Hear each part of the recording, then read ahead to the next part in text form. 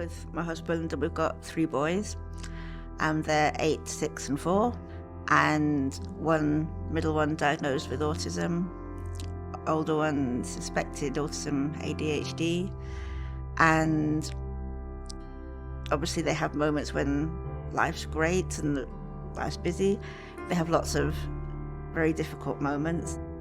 So crisis is when we were having to have numerous police call-outs to the house to help us support her, when she was just really struggling to regulate her emotions and to deal with what was going on in her head, basically. Crisis was when, as a family, we were struggling to cope with that, and it's the point where we kind of felt that she wasn't safe and we weren't safe. So when I was really struggling in the postnatal period, one of my biggest fears was that I would be deemed not well enough to cope, and I would have to be transferred to a mother-baby unit quite far away from where I lived. So there are many factors happening within that fear, and one of them being, if I'm that far away, nobody's going to come and visit me. How's that going to work? Will my husband be able to stay with me?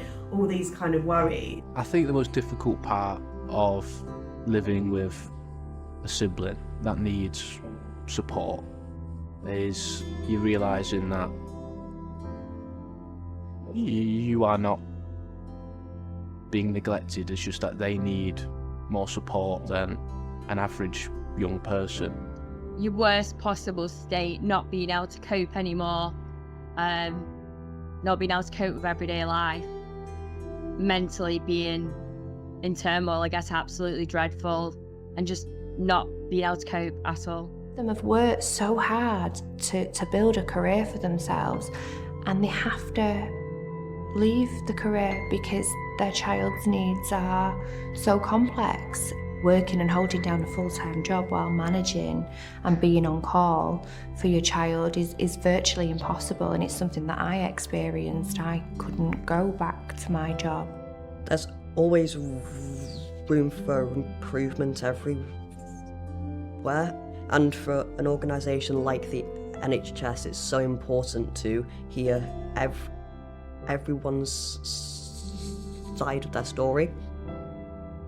I think sometimes it can be quite easy to feel lost in a system or like not being listened to. You really need to feel like you're being listened to be able to engage in any help you're getting. I've been disabled from the waist down for about 4 years now. Quite frankly, without the community nurses, I would be in a terrible situation because they're my lifeline in a way. They're my primary point of contact with the NHS.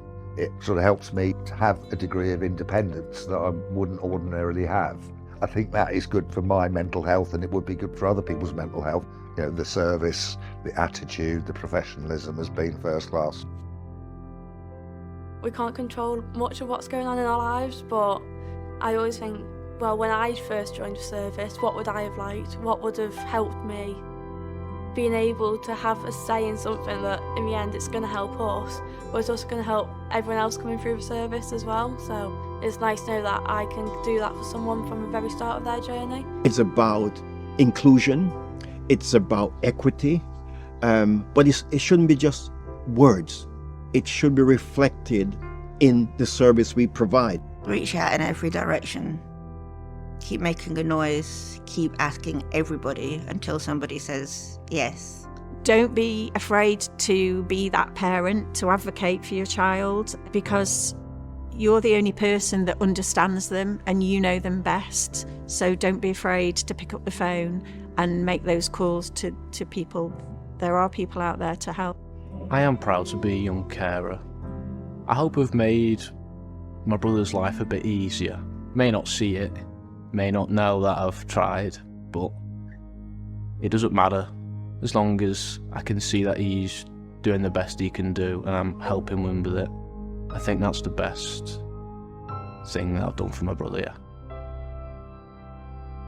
hope, I suppose, is that more mother and baby units are made available locally, so that if that is an option, or if that is something that, you know, a mum does need to go into, then at least she's got that local support network with her family and friends that she can access, that she can still see, if you're in the perinatal team, still see that mental health practitioner without having to travel miles away, which just adds that extra strain on families. So that would be my biggest hope.